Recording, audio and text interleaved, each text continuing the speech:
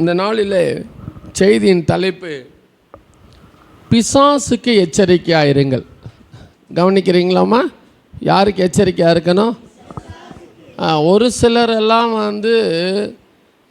ஸ்பிரிச்சுவலில் அடுத்தடுத்த லெவலுக்கு போகணுங்கிற எண்ணங்கள் இல்லாதவங்க, அவங்களுக்கு இந்த மெசேஜ் எப்படி இருக்குன்னு தெரியாது. ஆனால் கர்த்தருக்காக கடைசி வரலும் கர்த்தருக்காக ஜீவிக்கணும், எழும்பி பிரகாசிக்கணும், வல்லமையாக இருக்கணும், ரட்சிப்பு எழுந்து போயிடக்கூடாது, பரிசுத்தம் குறையக்கூடாது, பரிசுத்தம் நாளுக்கு நாள் இன்க்ரீஸ் ஆகணுங்கிறவங்களுக்கு இந்த செய்தி பிரயோஜனமாக இருக்கும். ஆசையே இல்லாமல் வாழக்கூடாது. எதில்? ஆவிக்குரிய ஜீவியத்தில். உலகத்தில் உங்களுக்கு ஆசை இல்லைன்னு நான் சொல்ல மாட்டேன். உலகத்தில் உங்களுக்கு எக்கச்சக்கமான ஆசைகள் இருக்கிறதுனால தான் ஆண்டவரை விட்டு நீங்கள் நிறைய பேர் பிரிஞ்சு போகிறாங்க. ஆமாம், கர்த்தரை நம்புறதில்லை, அதனால் ஆண்டவருக்கு முக்கியத்துவம் கொடுக்கறதில்லை. உலகத்தில் 1000 ஆசை இருக்குது. ஆனால் ஆண்டவருக்குள்ள ஆசையாக இருக்கிறவங்க ஒரு சிலராக தான் இருப்பாங்க. ஒரு சிலர் தான் இருப்பாங்க. வளரணும், இன்னும் வளரணும், இது பத்தாது, இது பத்தாது, இது பத்தாது, இது பத்தாது அப்படிங்கிற எண்ணம் இருக்கிறவங்க ஒரு சிலர் தான் இருப்பாங்க. அந்த எண்ணம் உள்ளவங்களுக்கு, அந்த எண்ணம் உள்ளவங்கள தான் பிசாசு தொடுவான். மற்றவங்களை பிசாசு தொட மாட்டான். ஏன்னா ஏற்கனவே நீங்கள் பிசாசு கூட தானே இருக்கிறீங்க. இந்த ஆசை இல்லாததுனால எங்கே இருக்கிறீங்க? அங்கே தானே இருக்கிறீங்க. அதனால உங்களை பற்றி அவனுக்கு கவலையே இல்லை. ஆனால் யார் ஆண்டவருக்குள்ளே இன்னும் வளரணும், இன்னும் ஆசையாக, இன்னும் கர்த்தருக்காக ஜீவிக்கணும், எழுமை பிரகாசிக்கணும், பரிசுத்தமாக வாழணும், ஆண்டவருக்காக ஏதாவது செய்யணும், செயல்படணும், கிடைச்ச ஒரு வாழ்க்கை, இந்த ஒரு வாழ்க்கை ஆண்டவருக்கான வாழ்க்கை, கர்த்தருக்கு முன்பாக குற்றமற்றவனாக நிற்கணும், பரிசுத்தமாக நிற்கணும், வருகையில் கைவிடப்பட்டுறக்கூடாது, அல்லது என்னைக்கு எனக்கு மரணம் சம்பவிக்குமோ தெரியாது, என்னுடைய மரணம் சம்பவிக்கிற நாள் அடுத்த நொடி நான் பிதாவினுடைய பலது பார்சத்தில் இருக்கணும். அல்லேலூயா. அந்த எண்ணம் உள்ளவங்களை பிசாசு எப்பவுமே என்ன பண்ணுவோம் தெரியுமா? வாட்ச் பண்ணிகிட்டே இருப்பான். நான் அடிக்கடி சொல்லுவேன், பிசாசுக்கு கொளுத்த கன்று யார் தெரியுமா? நல்ல கர்த்தருடைய பிள்ளை தான், நல்ல ஆவிக்குரியவன். அவன் தான் பிசாசுக்கு யாருங்க? கொழுத்த கன்று. அவங்க மேலே தான் அவங்க மேலே தான் பிசாசு கண்ணாக இருப்பான். அப்படிப்பட்டவர்களுக்கு இந்த பிரசங்கம். அப்படிப்பட்டவர்கள் பிசாசுக்கு எச்சரிக்கையாக இருக்கணும். 1 பேதுரு 5ஆம் அதிகாரம் 8வது வசனத்தில்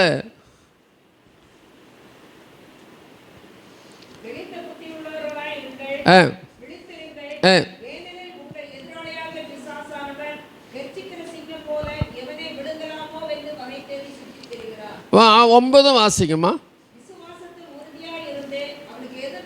போதுமா? இப்போ இங்க பிசாசை குறித்து பேதுரு சொல்லுகிறான். யாரை குறித்து சொல்லுகிறான்? பிசாசை குறித்து சொல்லுகிறான். என்ன சொல்லுகிறார்? பிசாசுடைய தன்மையை சொல்லுகிறார், பிசாசுடைய நோக்கத்தை சொல்லுகிறார். ஆண்டவருக்கு ஒரு நோக்கம் இருக்கும் என்றால் பிசாசுக்கு ஒரு நோக்கம் இருக்கிறது. அல்லேலூயா. ஆண்டவருக்கு உன்னை காப்பாற்ற வேண்டும் என்ற நோக்கம் இருந்தால் பிசாசுக்கு உன்னை விழுங்க வேண்டும் என்ற நோக்கம் இருக்கிறது. இங்கே பரிசுத்த பேதுரு சொல்லுகிறார், பிசாசினுடைய நோக்கத்தை சொல்லுகிறார். பிசாசினுடைய நோக்கம் என்ன? எவனை விழுங்கலாமோ என்று கெர்ச்சிக்கிற சிங்கம் போல எவனை விழுங்கலாமோ என்று அவன் என்ன செய்யறான்? அப்படின்னா ஒரு நோக்கத்தோடு அலையறாங்கிறது அர்த்தம் இல்லைங்களா? அதான் இந்த வசனத்தினுடைய அர்த்தம். ஒரு நோக்கத்தோடு அவன் அலையறான், ஒரு நோக்கத்தோடு உன்னை கவனிச்சுக்கிட்டே இருக்கிறான், சுற்றி திரிகிறான்னா என்ன அர்த்தங்க? he is watching. ஆண்டவருக்கு நம்ம மேலே ஒரு நோக்கம் இருக்கும் என்று சொன்னால் பிசாசுக்கும் நம்ம மேல் ஒரு நோக்கம் இருக்கிறது. அந்த பிசாசின் நோக்கத்தை தான் இந்த பேதுரு அவர்கள் தம்முடைய ஜனங்களுக்கு பிசாசு நோக்கத்தை தெரிவிக்கிறார். எப்பவுமே பாருங்க, 2 பேரை பற்றி நல்லா தெரிஞ்சிருக்கணும். நம்முடைய சத்துருவை பற்றி தெரிஞ்சாதான் அவன் கையில் இருந்து நம்ம என்ன செய்ய முடியும்? தப்பித்து கொள்ள முடியும். ஆகையினால தான் பேதுரு இங்கே பிசாசின் நோக்கத்தை சொல்லுகிறேன். ஏனென்று சொன்னால் இதுதான் பிசாசின் நோக்கம். இதை நீ தெரிந்து வைத்திருந்தால் நிச்சயமாக அவனுடைய கையிலிருந்து நீ என்ன செய்யலாம்? தப்பித்து கொள்ள முடியும். அவர் சொல்லுகிறார், விசுவாசத்தில் என்னவா இருங்க, உறுதியாயிருந்து அவனுக்கு எதிர்த்து நில்லுங்க. பிசாசுக்கு எச்சரிக்கையாயிருங்கள். ஏன் பிசாசுக்கு எச்சரிக்கையாக இருக்க வேண்டும்? அவனுடைய தன்மை என்ன? இயேசு கிறிஸ்து சொல்லுகிறார் பிசாசின் தன்மை என்ன என்று சொல்லி. யோவானுக்கு எழுதின சுவிசேஷம் 10ஆம் அதிகாரம் 1வது வசனத்திலே, அவன் கள்ளனும் கொள்ளைக்காரனுமாயிருக்கிறான். யோவான் 10:1.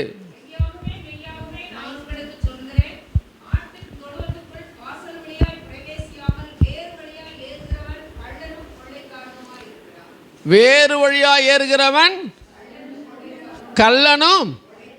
அப்ப பிசாசை குறித்து ஆண்டவர் சொல்லும்போது பிசாசு எப்படிப்பட்டவனா? கள்ளனும். எல்லாரும் சொல்லுங்க, கள்ளனும். ஒரே வார்த்தையில் சொல்ல போனா திருடன். பிசாசு யாரு? சொல்லுங்க, பிசாசு யாரு? திருடன். நல்லா கவனிங்க. அந்த திருடனின் சுபாவம் எப்படி இருக்கும் அதையும் இயேசு சொல்லுகிறார். முதல் வசனத்தில் அவன் திருடன் என்று சொல்லுகிறார். அவன் கள்ளனும் கொள்ளைக்காரனுமாக இருக்கிறான். நம்முடைய பாஷையில் சொல்ல போனால் அவன் திருடனாக இருக்கிறான். அந்த திருடனுடைய தன்மை என்ன என்று சொல்லி அதே அதிகாரம் 10வது வசனத்தில் சொல்லுகிறார். திருடன் எதுக்கு வரான்? திருடவும். அவனுடைய தன்மை என்ன? திருடுறது, கொள்ளுதல், அழித்தல், அழிக்கவும் வருகிறான். பிசாசுக்கு தன்மை என்னங்க?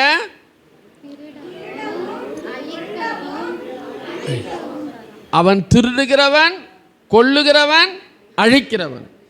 அல்லேலூயா. சங்கீதங்களின் புஸ்தகம் 143வது சங்கீதம் 3வது வசனத்திலே தாவீது சொல்லுகிறான் பிசாசு எப்படிப்பட்டவன் என்று சொல்லி. மைக்கில் வாசிமா. சத்துரு என் ஆத்துமாவை தொடர்ந்து என் பிராணனை தரையோடு நசுக்கி வெகு காலத்துக்கு முன் மரித்தவர்கள் போல் என்னை இருளில் இருக்க பண்ணுகிறான்.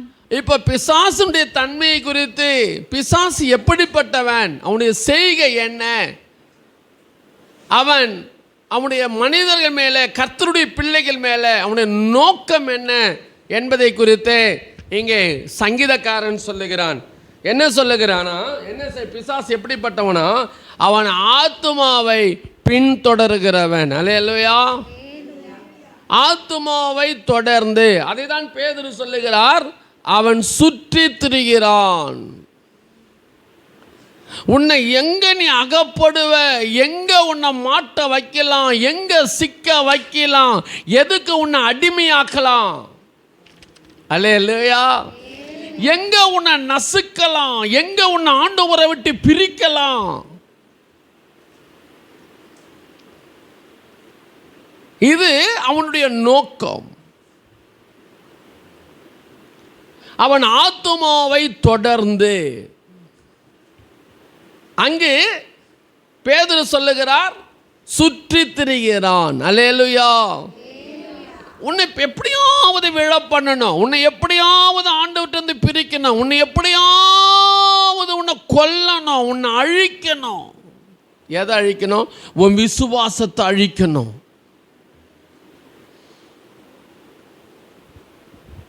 உன்னுடைய ஆத்துமா தேவனோடு இராதபடிக்கு அதை கொல்லணும். உனக்கு இருக்கிறதெல்லாம் திருடணும். அவன் என்ன பண்றான்? ஆத்துமாவை தொடர்ந்து. எதை தொடர்றான்? தொடர்றான்.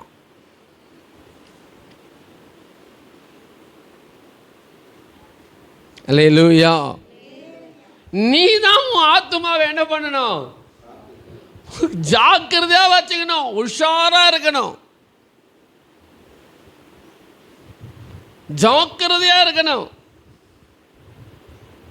நீ தெளிந்த புத்தியோடு இருக்கணும். இது பிசாசு கொண்டு வர்றது. நல்லா இருக்கிற மாதிரி தெரியும். அல்லேலூயா. இது பிசாசு என்ன தேவனை விட்டு பிரிக்கிறதுக்காக கொண்டு வர்ற ஆசீர்வாதம். ஆசீர்வாதம் தான் பிசாசு. ஆமாம், அப்படியே கொடுப்பான். ஏசாமிக்கு கொடுத்த மாதிரி உனக்கும் கொடுப்பான். எது கொடுக்குறான்? உன்னை ஆண்டவரை விட்டு பிரிக்கணும்.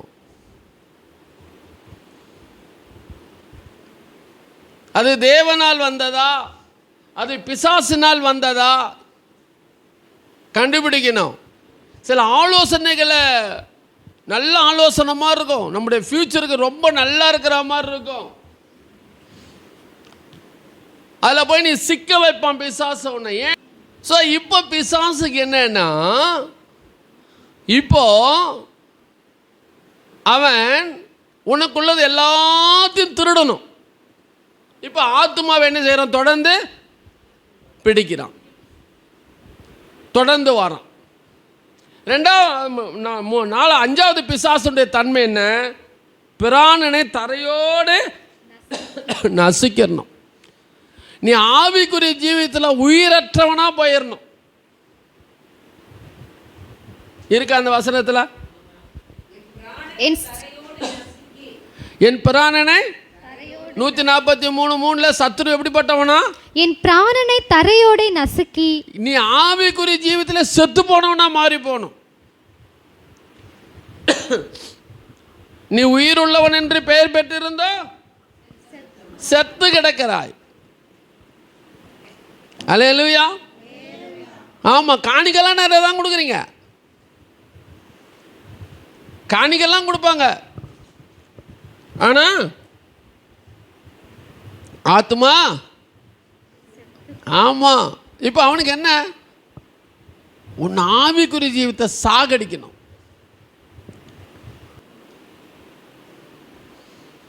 பிராணனை தரையோடு என்ன பண்ணுறான்?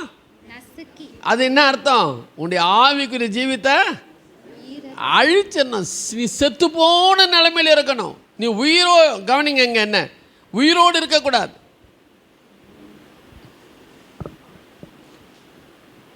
இதுதான் அவனுடைய நோக்கம். இதெல்லாம் புரிஞ்சுக்கணும். கர்த்தருடைய பிள்ளைகள் இதெல்லாம் புரிஞ்சுக்கணும். இந்த நோக்கத்தோட தான் உன்னை சுற்றி சுற்றி வாரான்.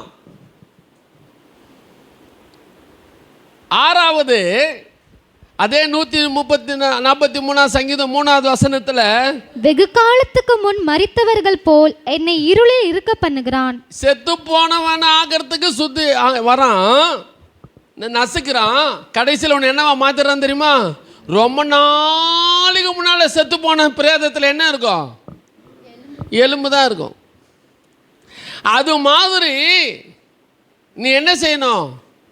கடைசியில் இருளில் போய் இருக்கணும். உன்னை அப்படி மாற்றிடணும். அப்படியே இழுத்து இழுத்து இழுத்து கொஞ்சம் கொஞ்சமாக உலகத்தை கொண்டு வந்து, அதை கொண்டு வந்து, புத்தியை கொண்டு வந்து, நீ சொல்லுவ ஞானம். என்னது ஞானம்? ஞானம் ஆசைகள் கொஞ்சம் பெருசாக்கி, யார் அவங்கள கம்பேர் பண்ணி, இவங்கள கம்பேர் பண்ணி, அவங்கள மாதிரி இருக்கணும், இவங்கள மாதிரி இருக்கணும், சொந்தக்காரங்களை கம்பேர் பண்ணி, எல்லாம் கம்பேரிஷன், ஈக்குவலேஷன். அதே அந்த கம்பேரிஷனை கொண்டு அந்த ஆவிக்குரிய ஜீவிதத்தில் ஒப்பிட மாட்டீங்க. ஒரு தானியலை போல மாறணும், ஒரு பவுலை போல மாறணும், ஒரு எஸ்தரை போல மாறணும், ஒரு தெபேரால போல மாறணும். அல்லேலூயா. பவுல் சொல்கிறான், எல்லாவற்றையும் நான் குப்பை நஷ்டம் என்று எண்ணினேன். அப்படி அந்த ஈக்குவலுக்கு வரமாட்டோம்.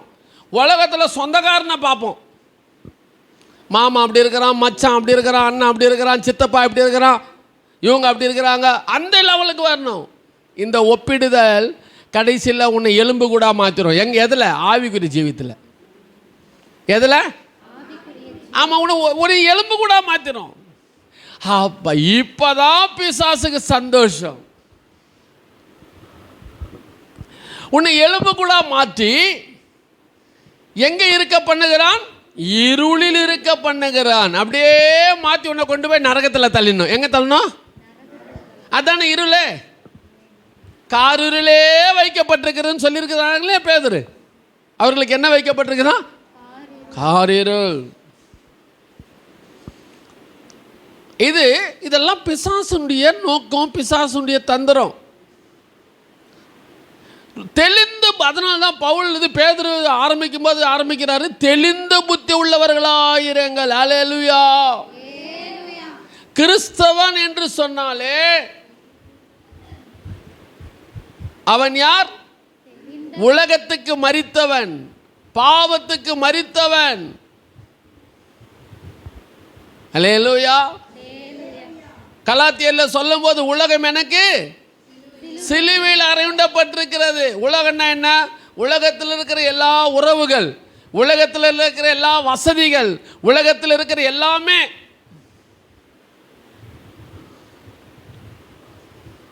இதுதான் கிறிஸ்தவம். ஹல்லேலூயா. இதுதான் கிறிஸ்தவம். This is the Christianity. So இப்படி வாழ்கிறதுக்கு உங்களுக்குள்ள யாருக்காவது இந்த ஆசை இருக்கும்னு சொன்னால் உன்னதான் பிசாசு டார்கெட் பண்ணுவான்.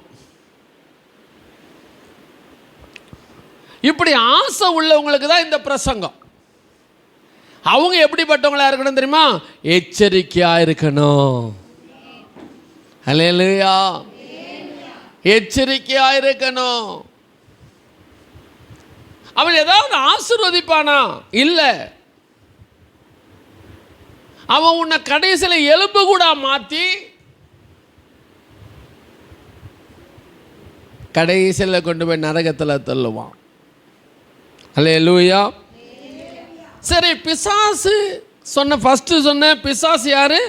திருடன். யாரு? திருடன். எதை திருடுவான்? அதை திருட மாட்டான். உன்னுடைய சமாதானத்தை திருடிடுவான். ஆண்டவர் கொடுத்த சமாதானம். நீ ரட்சிக்கப்படும் போது ஆதி அன்பில் இருந்த இல்லையா? உன்னுடைய ஆதி அன்பில் எவ்வளோ சந்தோஷம் இருந்துச்சு. கொஞ்சம் காசு கிடைக்கும் போது எவ்வளோ சந்தோஷமாக இருந்தோம். ஒன்றுமே இல்லாத நேரத்தில் கூட எவ்வளோ ஆனந்தமாக இருந்தோம். அல்லேலூயா. இயேசு போதும்னு சொன்னமே. ஏசு போதுமே போதுமே, எந்த நாளிலுமே என் நிலையிலுமே எந்த வாழ்வினிலே ஏசு போதுமே. மனிதர் என்னை கைவிட்டாலும் மாமேசம் அழுகி நாறிவிட்டாலும், மனிதர் என்னை கைவிட்டாலும் மாமேசம் அழுகி நாறிவிட்டாலும், ஐஸ்வர்யம் யாவும் அழிந்திட்டாலும் ஆகாதவன் என்று தள்ளிவிட்டாலும், ஐஸ்வர்யம் யாவும் அழிந்திட்டாலும் ஆகாதவன் என்று தள்ளிவிட்டாலும், ஏசு போதுமே போதுமே, ஏசு போதுமே போதுமே, எந்த நாளிலுமே என் நிலையிலுமே எந்த வாழ்வினிலே ஏசு போதுமே. இது என்னது? ஆதி அன்பு. இது என்னது? ஆதி அன்பு. அன்னைக்கு கபடற்ற இருதயம் இருந்துச்சு. என்ன இருந்துச்சு? அன்னைக்கு ஆதி அன்பு. போதும் போதும், எல்லாம் போதும் போதும் போதும் போதும், எக்ஸ்பெக்டேஷனே கிடையாது. அது ஆதி அன்பு. ஆதி அன்புல கபடே இருக்காது. இது இப்போ போயிடுச்சு. இப்போ என்ன தெரியுமா? ஒப்பிடுதல், ஆசைகள், உலகத்தை அனுபவிக்கணும். ஹல்லேலூயா. இப்போ பிசாசு சமாதானத்தை திருடுவான். கர்த்தர் கொடுத்த சமாதானத்தை, கர்த்தர் கொடுத்த சந்தோஷத்தை திருடிடுவான். கர்த்தர் கொடுத்த சுகத்தை திருடிடுவான். கர்த்தர் கொடுத்த தெய்வீக சுபாவத்தை திருடிடுவான். கர்த்தர் கொடுத்த பரிசுத்தத்தை திருடிடுவான். கர்த்தர் கொடுத்த ஜப ஜீவித்தை திருடிடுவான். அல்லேலூயா. கர்த்தர் உனக்கு கொடுத்த தாழ்மையை திருடிடுவான். கர்த்தர் கொடுத்த தேவ பயத்தை திருடிடுவான். கர்த்தர் கொடுத்த கீழ்ப்படுதலை திருடிடுவான். இதெல்லாம் திருடிட்டான். தான் திருடன். இதெல்லாம் போயிருச்சே. அதுக்கப்புறம் உனக்கு ஆண்டவருக்கு எங்கே சம்பந்தம் இருக்கு? இருக்குமா? அல்லேலூயா. திருட்டான். கத்துறதெல்லாம் உனக்கு ஒரு நாள் காலத்தில் இதெல்லாம் இருந்தது. உங்ககிட்ட சந்தோஷம் இருந்துச்சு, சமாதானம் இருந்துச்சு, தேவ பயம் இருந்தது, தெய்வீக சுபாவம் இருந்தது, நல்ல ஜெபிக்கிற ஜபாவி இருந்தது, தாழ்மை இருந்தது, கீழ்ப்படுதல் இருந்தது. அல்லேலூயா. இப்போ எல்லாம் போயிருச்சு. யார் திருடினது? பிசாசு என்ன செய்யிட்டான்? திருடிட்டான். எங்கே எப்படி திருடினா? உலகத்தை காமிச்சான். அவங்கள பாரு, இவங்கள பாரு, அவங்க அப்படி இருக்கிறாங்க, இவங்க இப்படி இருக்கிறாங்க. அல்லேலூயா. அவங்களுக்காக இவங்களுக்காக இல்லை. இந்த சர்ச்சை கட்டும்போது உங்களுக்கு தெரியும், எல்லாருக்கும் நான் சொன்னேன் டேட்டை ஃபிக்ஸ் பண்ணிட்டு, அக்டோபர் 10 டெடிகேட் பண்ணுறோம். போசுறோமோ போசலையோ, தர போடுறோமோ தர போடலையோ, எப்படி இருக்குதோ அப்படியே உள்ள போய் கர்த்தரை ஆராதிக்கிறோம். எல்லாம் பிசாசு திருடிடுவான். இந்த எண்ணத்தை கொண்டு வந்து தேவனால் உனக்கு கொடுக்கப்பட்ட அந்த ஆதி என்பையும் அந்த தேவன் கொடுத்த சமாதானம், சந்தோஷம் எல்லாத்தையும் திருடிடுவான். உனக்கு இப்போ ஜெபம் பண்ண நேரம் இருக்காது, பைபிள் படிக்க நேரம் இருக்காது, எதுவும் இருக்காது. அல்லேலூயா. இந்த சந்தோஷத்தை பிசாசு எடுக்க பார்ப்பான். இந்த சந்தோஷத்தை பிசாசு புடுங்க பார்ப்பான். அதை திருட பார்ப்பான். அதான் அவன் திருட. அல்லேலூயா. பணம் கொடுப்பான். கொடுத்து நம்மளை ஆசீர்வதிக்கிற மாதிரி ஆசீர்வதிச்சு உண்மையான சந்தோஷத்தை, சமாதானத்தை என்ன பண்ணுறான்? அவன் எடுத்துருவான். இங்கே தான் பேதுரு சொல்கிறாரு, தெளிந்த புத்தி உள்ளவனாயிரு. அல்லேலூயா. ஆமே. இதுவா அதுவா? நீ ஒரு ஆவிக்குரியவன் வந்தால் உனக்கு எதுன்னு அங்கே தான் நீ டிசைட் பண்ணணும். நான் யார் என்கிட்ட ஆலோசனை கேட்டாலும் சொல்லுவேன், எந்த ஒரு காரியத்தை செய்யறதுக்கு முன்னால் ப்ளஸ் மைனஸ் பாரு. ப்ளஸ் எத்தனை எழுது, அதை செய்யறதுக்கு முன்னால் மைனஸ், அதனால் அதை செய்தால் மைனஸ் எத்தனை, ரெண்டுத்தையும் எழுது. எது அதிகம்னு பாரு. எல்லாருக்கும் நான் கொடுக்குற ஆலோசனை அதுதான். அல்லேலூயா. அல்லேலூயா. அதே மாதிரி தான் ஆவிக்குரிய ஜீவியத்தில் மைனஸாக ப்ளஸ்ஸான்னு பார்க்கணும். திருடிடுவோம். ரெண்டாவது பிசாசு யாரு? கொல்றவன். யாரு? எதை கொல்லுவான்? ஆத்துமாவை கொல்லுவான். சங்கீதம் 7:2 என்ன சொல்லுது? சச்சர சிங்கம் போல் என் ஆத்துமாவை பிடித்து கொண்டு போய் விடுவிக்கிறவன் இல்லாமையால் அதை பீறாதபடிக்கு என்னை தப்புவியும். பீறி போட்டுருவான். எதை? சிங்கம் போல் பிசா சத்ரு என் ஆத்துமாவை. எதை? ஆத்துமா என்ன பண்ணுவான்? சின்ன பின்னமாக்கிடுவான். உன் ஆத்துமா ஒரு ஷேப்பாகவே இருக்காது. என்னவா இருக்காதுங்க? முழுமையாக இருக்காது. அது சிதைந்து போய் கிடக்கும். ஆத்துமாவை கொல்லுகிறவனாக இருக்கிறான். அவ்வளோதான், முடிஞ்சு போச்சு கதை. கடைசியில் என்ன பண்ணுறவா? உன்னை அப்படியே உன் ஜபஜீவியம் எல்லாம் கட் பண்ணி, கீழ்படுதல கட் பண்ணி, ஆவிது நல்ல வேத வாசிப்பு ஊழியத்தெல்லாம் கட் பண்ணிட்டு கடைசியில் தான் பாக்கெட்டில் போட்டுக்குவான். நீ அவனுக்கு அடிமையாகவே முடியாது.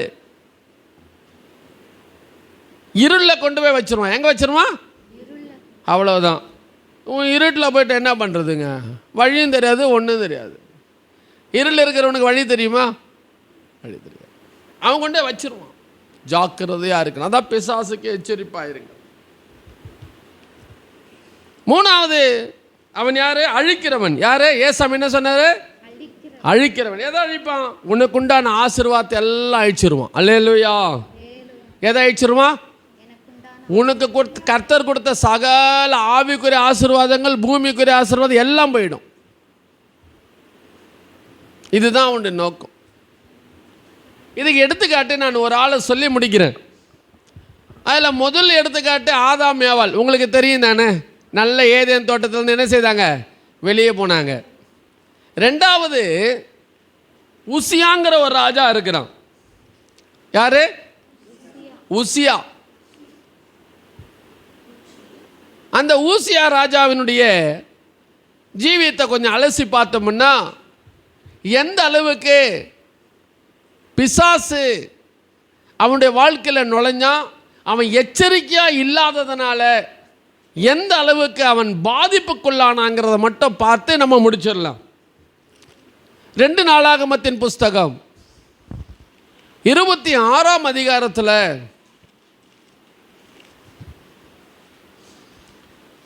இந்த உசியா ராஜா யார் என்பதையும் அவன் எவ்வளவு நல்லவன் என்பதையும் சொல்லுகிறது. 4வது வசனம் சொல்லுது, அவன் கர்த்தரின் பார்வைக்கு செம்மையானதை செய்கிறவனாயிருந்தான். அவனுடைய ஆரம்பம் எப்படி இருக்கு? அவன் கர்த்தருடைய பார்வைக்கு செம்மையானதை செய்தான். 4வது வசனம், அவன் தன் தகப்பனாகிய அமத்சியா செய்தபடியெல்லாம் கர்த்தரின் பார்வைக்கு செம்மையானதை செய்து. 5வது வசனத்தில் வாசிக்கிறோம், அதை மட்டும் வாசிக்கணும். அவன் தேவனை தேடுகிறவனாயிருந்தான். அவன் கர்த்தரை தேடின நாட்களில் தேவன் அதை மட்டும், அவன் கர்த்தரை தேடுகிறவனாயிருந்தான். போதுமா? வாசிக்காதம்மா, நான் சொல்லும் போது வாசி.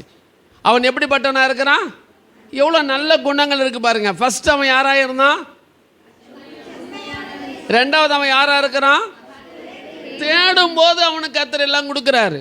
3வது அதே 5வது வசனம் சொல்லுகிறது, தேவன் அவனுடைய காரியங்கள் எல்லாம் வாய்க்க பண்ணினார்.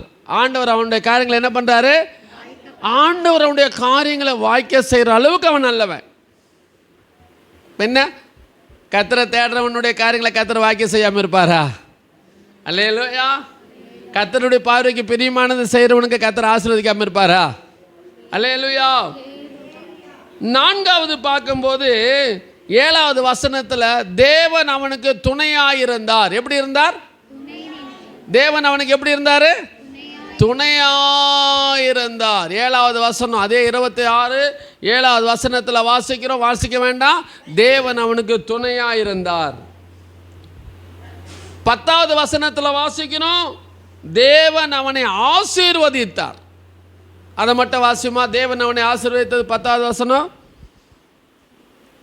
அவனுக்கு பள்ளத்தாக்கிலும் சமபூமியிலும் அநேகம் ஆடு மாடுகளும் மலைகளிலேயும் வயல்வெளியிலேயும் பயிர் குடிகளும் திராட்சை தோட்டக்காரரும் உண்டாயிருந்தபடியினால் அவன் வனாந்தரத்திலே கோபுரங்களை கட்டி அநேக துறவுகளை வெட்டினான். அவன் வெள்ளாண்மை பிரியனாயிருந்தான். எவ்வளவு ஆசீர்வாதம் பாருங்க அவனுக்கு.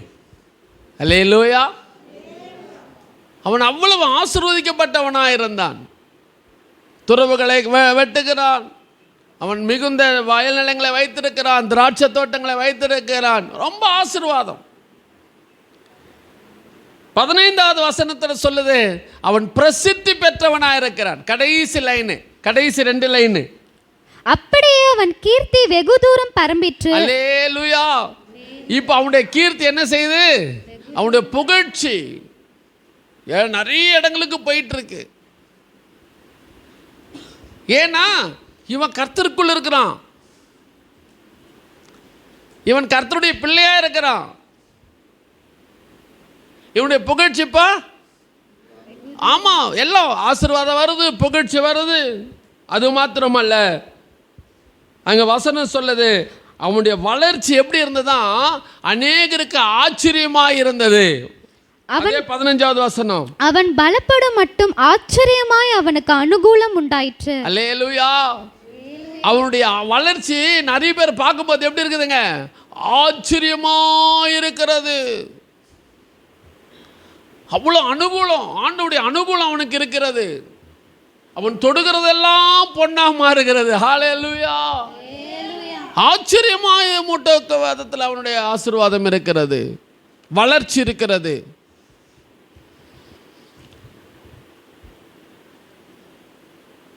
சந்தோஷமா இருக்குல்ல?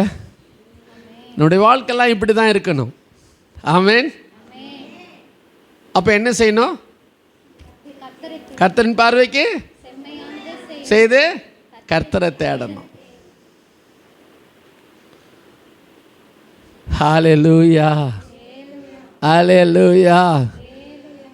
இந்த ஊசியா ராஜாவுடைய வாழ்க்கையில் கர்த்தர் இப்படி செய்ய முடியுமானால் எத்தனை பேர் விசுவாசிக்கிறீங்க உங்களுடைய வாழ்க்கையிலும் கர்த்தர் அப்படி செய்ய முடியும்னு?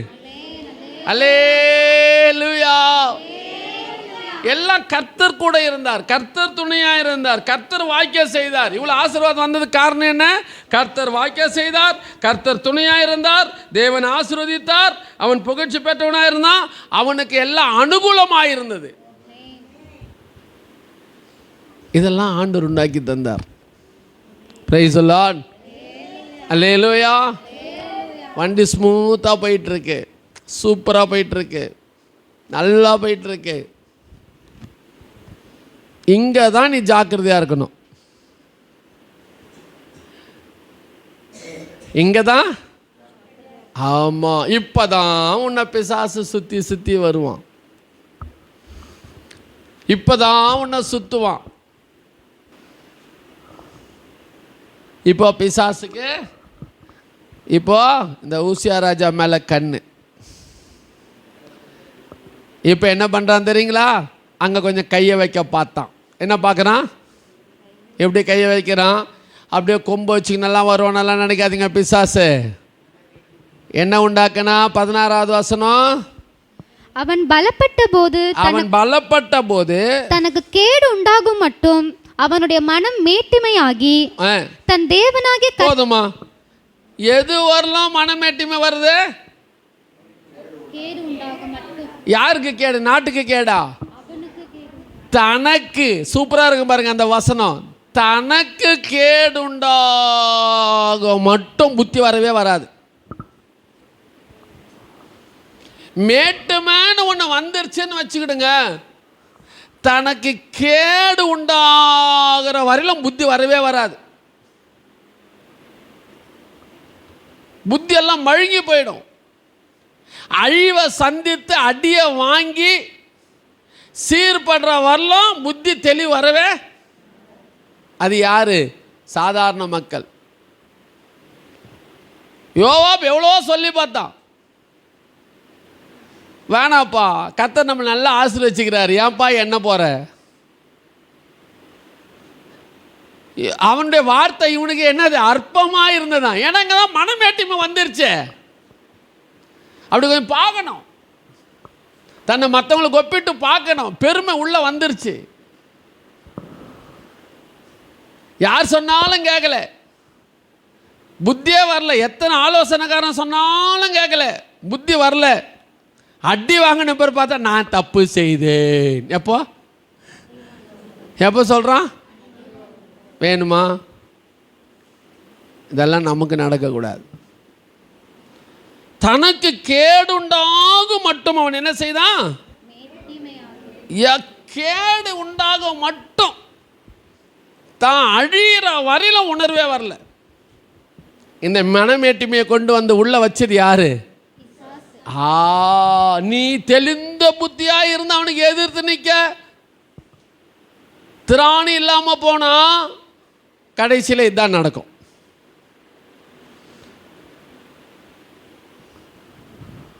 இப்போ ஆசீர்வாதத்தை திருநானெல்லாம் சொன்னா, நான் சமாதானத்தை திருநான்னு சொன்னா, சந்தோஷத்தை திருநான்னு சொன்னா. இப்போ பாருங்க, இது வந்த உடனே, இந்த மனமேட்டிமை வந்த உடனே இது வரையிலும் கவனிங்க, இங்கே தான் விஷயம். இதுவரையிலும் ஆண்டவருக்கு பிரியமானதையே செய்து கொண்டிருந்தவன், 16வது வசனம் சொல்லுது, இப்ப ஆண்டவருக்கு பிரியமில்லா பிசாசுக்கு பிரியமானதை செய்கிறவனாய் மாறிவிட்டான். இதுவரையிலும் ஆண்டவருக்கு பிரியமானதா செய்துகிட்டு இருந்தவன் இப்ப எப்படி மாறிட்டான்? என்ன செய்யறான்? 16 சீக்கிரம் வாசிங்க. தன் தேவனாகிய கர்த்தருக்கு விரோதமாக மீறுதல் செய்து, தன் தேவனாகிய கர்த்தருக்கு விரோதமாக மீறுதல்களை செய்து கொண்டிருக்கிறான். அல்லேலூயா. மீறுதல்களை செய்யறான், ஆலயத்தில் இருக்கிற ஒழுங்க மீறான். அதே 16வது வருஷத்துல என்ன பண்றான்? இவரு போய் தூபம் காட்டுறாரு. யாரு காட்டணும் தூபம்? ஆலயத்தின் ஒழுங்க மீறான். இங்க எத்தனை பேர் ஆலயத்தின் ஒழுங்க மீறவங்களா இருக்கிறீங்க? இது ஆலயம் தானே. இந்த ஆலயத்துக்கு ஒரு ஒழுங்கு இருக்குது இல்ல, ஆர்டர் ஆஃப் சர்வீஸ். கேலண்டரில் பிரிண்ட் பண்ணி கொடுத்துருக்குறோமா? புதன்கிழமை பைபிள் ஸ்டடி, வெள்ளிக்கிழமை உபவாச ஜெபம், சனிக்கிழமை காத்திருப்பு கூட்டம், ஞாயிற்றுக்கிழமை காலையில் ஆராதனை, சண்டே ஸ்கூல் ஊழியம், கிராம ஊழியம் இருக்கா? ஆலயத்தின் ஒழுங்கு. அங்கே ஆலயத்தின் ஒழுங்கு அவன் என்ன செய்யறான்? மீறான். இங்கேயும் அதே மாதிரி நிறைய பேர் என்ன செய்கிறாங்க? ஆலயத்தின் ஒழுங்க மீறுகிறவர்களாக இருக்கிறான். ஏன்? அப்போ கர்த்தருக்கு பிரியமானதை செய்தான், இப்போ பிசாசுக்கு பிரியாது. நீ மீறுதலில் நடக்கணும், நீ ஆலயத்தின் ஒழுங்கை மீறணும். ஏன்னா நீ எப்போ பார்த்தாலும் ஆலயத்தின் ஒழுங்கு கட்டுப்பட்டீன்னா நீ தேவ சமூகத்தோடு கூட இருக்கிற ஆளுன்னு அர்த்தம். தேவ சமூகம் கூட இருந்தால் என்ன உண்டாகும்? தேவனுடைய தயவு கிடைக்கும். அல்லேலூயா. மோசையை பார்த்து ஆண்டவர் சொன்னார், என் சமூகம் உனக்கு முன்பாக செல்லும், என் தயையை நீ என்ன செய்வ? பாப்ப. தயை. அல்லேலூயா. நான் உனக்கு தயை பாராட்டுவேன். அப்ப தேவனுடைய தயவு வந்துகிட்டே இருக்கும். அப்ப இதை உனக்கு தடுக்கணும், உன்னை அழிக்கணும். நீ ஆண்டவருடைய இடத்துல ஆசீர்வாதத்தை பெறக்கூடாது, உண்டெல்லாம் திருடணும். அதுக்கு ஒரே வழி என்ன தெரியுமா? மனமேட்டிமை. அப்படின்னா என்ன அர்த்தம்?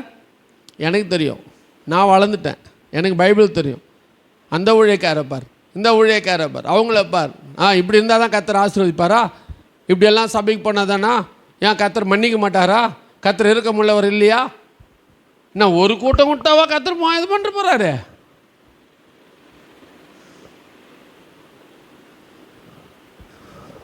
அல்லேலூயா. மீறுதல்கள் பெரிய பாவங்கள் இல்லை.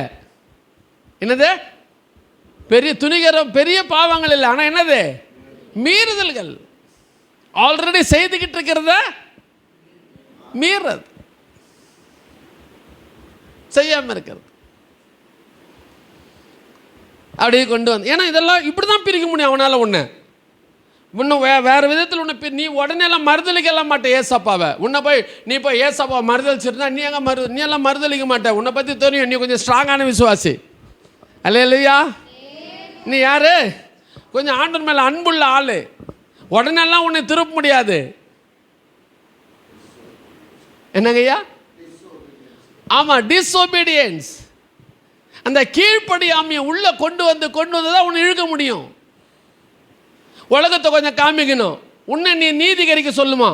எனக்கு எவ்வளோ வேலை இருக்குது தெரியுமா? எவ்வளோ இருக்குது, என் கஷ்டம் எனக்கு தான் தெரியும்.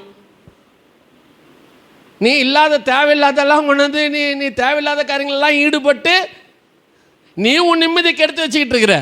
நீ தேவனை தேடுறதோ நேரம் இல்லாமல் ஒதுங்கி கிடக்கிற. அதெல்லாம் நீயே செஞ்சுக்கிட்ட வேலை அது. அல்லேலூயா. உன்னை பிரிக்கலாம் முடியாது, உன்னை மறுதலிக்கெல்லாம் வைக்க முடியாது. ஆனால் இப்படி தான் செய்ய முடியும். அப்படி தான் கொஞ்சம் கொஞ்சமாக விளக்க வைக்க முடியும். இப்போ என்னாச்சு? ஒழுங்க மீறான். ரெண்டாவது, தன் தவறை உணராமல் கோபப்படுறான். 19வது வசனத்தில் என்ன செய்கிறான்? கோபம் கொள்ளுகிறான். ஆசாரிட்ட என்ன தப்பு சுட்டி காட்டினா என்ன வருது? இப்போ கோபம் வருது. நாலாவது, வாக்குவாதம். தன் தவறு ஒத்துக்கொள்ளாமல் என்ன பண்ணுறான்? வாக்குவாதம். அண்ணா இப்படி இருந்தால் தான் பண்ணுவாரா, அப்படி இருந்தால் தான் பண்ணுவாரா? மற்றவங்களாம் அப்படி இல்லையா, இப்படி இல்லையா, வாக்குவாதம் எங்கே ஆரம்பிக்குது? இதெல்லாம் தான் ஆரம்பிக்கும். இதுதான் ஃபஸ்ட்டு ஸ்டெப்பு. பிசாசு வஞ்சிக்கிறதுக்கு, நம்முடைய சமாதானத்தை கெடுக்கிறதுக்கு, நம்முடைய ஆசீர்வாதங்களை இழந்து போகிறதுக்கு பிசாசு செய்கிற ஃபஸ்ட்டு ஸ்டெப் என்ன? இங்கே தான். இப்படி தான் ஆரம்பிக்கும். அவ்வளவுதான்.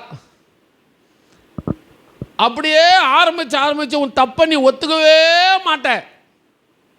ஏன்னா இருதயம் கடினப்பட்டுருச்சு. வச்சாரு ஆண்டவர் நெத்தியில் குஷ்டரோகத்தை. என்னத்த? அவ்வளவுதான்.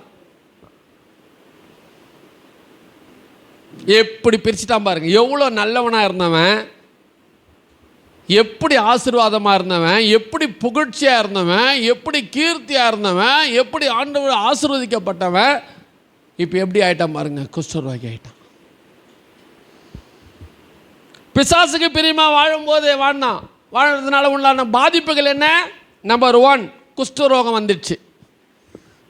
ஆண்டவருக்கு பிரியமாக வாழும்போது ஆசீர்வாதம் பெருகுச்சு. எந்த அளவுக்கு? புகழ்ச்சி பெரிய அளவில் வர்ற அளவுக்கு பெருகுச்சு. பிசாசுக்கு பிரியமாக நடக்கும்போது முதல் பாதிப்பு என்ன? வியாதி. ஃபஸ்ட்டு பாதிப்பு என்ன? வியாதி. உங்களை யாராவது அதிகமாக எப்பவும் வியாதியை ரொம்ப உங்களோட போராடுதுன்னா உங்களை அலசி பார்த்து ஆராய்ந்து பாருங்கள். இன்னும் சுத்திகரிங்க. நான் எங்கே போனாலும் சொல்லுவேன், வியாதி நேரம் தான் நமக்கு நல்ல சுத்திகரிப்பு நேரம். ஏன்னா அப்போ தான் நல்ல ரெஸ்ட்டு கிடைக்கும்.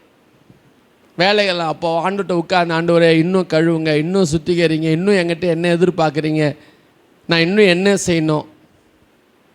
அல்லேலூயா. அது நல்ல சந்தர்ப்பம், நல்லா சுத்திகரிக்கணும். வறுமை நேரமும் அப்படி எல்லாம் கஷ்டங்கள் வரும்போது முதல்ல செய்ய வேண்டிய வேலை சுத்திகரிக்கணும். ஃபஸ்ட்டு அதான் பார்க்கணும். இப்போ இவனுக்கு வியாதி, குஷ்டரோகம். ரெண்டாவது துரத்தப்படுதல். என்ன செய்கிறாங்க இவனை? 20வது வசனத்தில் சீக்கிரமாக வாசிங்க, முடிஞ்சிருச்சு. பிரதான ஆசாரியனாகிய அசரியாவும் சகல ஆசாரியரும் அவனை பார்க்கும்போது இதோ அவன் தன் நெற்றியிலே குஷ்டரோகம் பிடித்தவன் என்று கண்டு அவனை தீவிரமாய் அங்கே இருந்து வெளிப்பட பண்ணினார்கள். அப்படின்னா என்ன அர்த்தங்க? துரத்தி விட்டாங்கன்னு அர்த்தம். என்ன அர்த்தம்?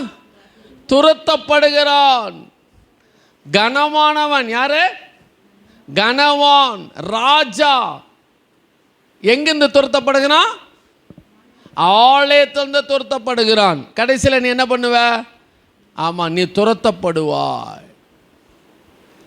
ஆலயத்துக்குள்ள வர்றதுக்கே உனக்கு தகுதி இல்லாத அளவுக்கு மாத்திடுவான் பிசாசு.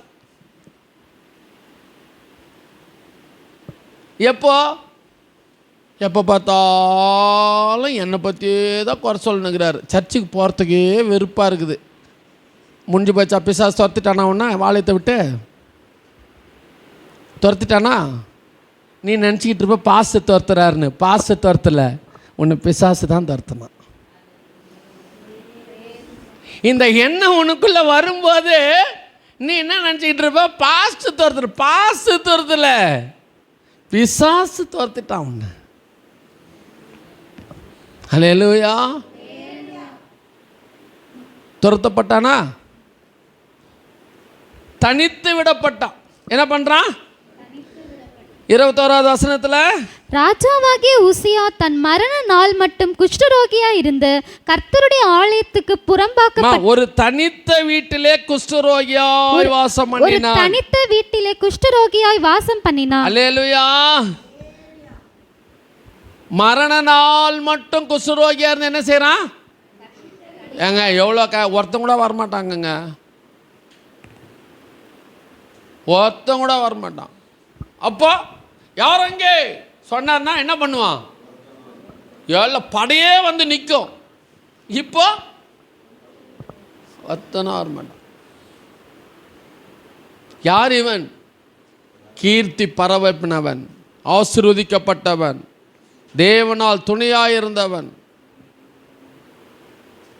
அல்லேலூயா. இன்னைக்கு அவனுடைய நிலைமை என்ன பாருங்க. படை சூழ நின்றவன், கனத்துக்குரியவன், இன்னைக்கு ஒரு தனி வீட்டில், நாய்க்கு கூட வீட்டில் இடம் இருக்கும். இப்போ குஷ்டரோகிக்கு என்ன கிடையாதுங்க? பிசாசுக்கு பிரியமாய் வாழ ஆரம்பிக்கும் போது இதெல்லாம் தான் நடக்கும். 4வது சொல்லி முடிகிறேன். அவன் குஷ்டரோகியாக வாழ்ந்தான். இப்போ என்னவா வாழ்றான்? அவன் முந்தி எப்படி வாழ்ந்தான்? ராஜாவாக வாழ்ந்தான். எப்படி வாழ்ந்தான்? அல்லேலூயா. அவன் வசனம் சொல்லுது 21, ராஜாவாகிய உசியா தன் மரண நாள் மட்டும் குஷ்டரோகியாக இருந்து, எதில் எப்படி இருந்தான்? குஷ்டரோகியாய் இருந்து ஒரு தனித்த வீட்டிலே குஷ்டரோகியாய் வாசம் பண்ணினான். எப்படி வாசம் பண்ணான்? இதுக்கு முன்னால் அவன் எப்படி வாசம் பண்ணான்? ராஜாவாய் வாசம் பண்ணினான். இப்போ எப்படி வாசம் பண்றான்? தேவையா? என்ன காரணம்? தெளிந்த புத்தி இல்லாததான் காரணம். அதனால தான் மோசே ஜனங்களுக்கு சொல்லி கொடுக்கும்போது, டேய் ஏதாவது உனக்கு நன்மை கிடைச்சா அது என்னால் உண்டானதுன்னு சொல்லாதன்னு சொல்லி கொடுக்குறாரு. தம் ஜனங்களுக்கு சொல்லி கொடுத்தாரா இல்லைங்களா? சொல்லி கொடுத்தாரா இல்லைங்களா? இது என்னால் உண்டானதுன்னு சொல்லாதடா, இது கர்த்தாவே நீர் தந்ததுன்னு சொல்லு. அதை தான் தாவீது சொன்னான், உம்மிடத்தில் வாங்கி. அல்லேலூயா, அல்லேலூயா. எச்சரிக்கை, தயவு செய்து எச்சரிக்கையாயிருங்க.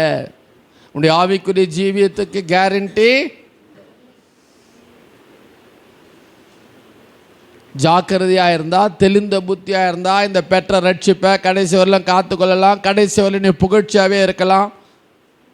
கடைசி வரல சகல ஆசீர்வாதத்தினால நிரம்பி இருக்கலாம். சமாதானம் இருக்கும், சந்தோஷம் இருக்கும். கர்த்தர் கொடுத்த ஆசீர்வாதம் உன்னை விட்டு எடுக்கவே மாட்டார். அல்லேலூயா, அல்லேலூயா. ஜாக்கிரதையாக இருங்க. கர்த்தர் கொடுத்த ரட்சிப்பை இழந்து போயிடாதீங்க. தெளிந்த புத்தி உள்ளவர்களாக இருங்க. இப்போ தெளிந்த புத்தி இருந்தால் தான் உன்னை பிசாசு சுற்றி சுற்றி வர்றதை உன்னால் கண்டுபிடிக்க முடியும். அவன் எதுக்காக வரானும் தெரியும், எதில் உன்னை சிக்க வைக்கிறானும் தெரியும். நீ தெளிந்த புத்தி இல்லாமல் போனா இது மாதிரி தான் கடைசியில் ராஜாவாக வாழ வேண்டியவன் குஷ்டரோகியாக வாழ்ந்து முடித்தான். சமாதானம் இல்லை, சந்தோஷம் இல்லை, தனித்து வாழ்கிறான். வாழ்ந்தான் பாருங்க, அதுதான் மேட்ரு.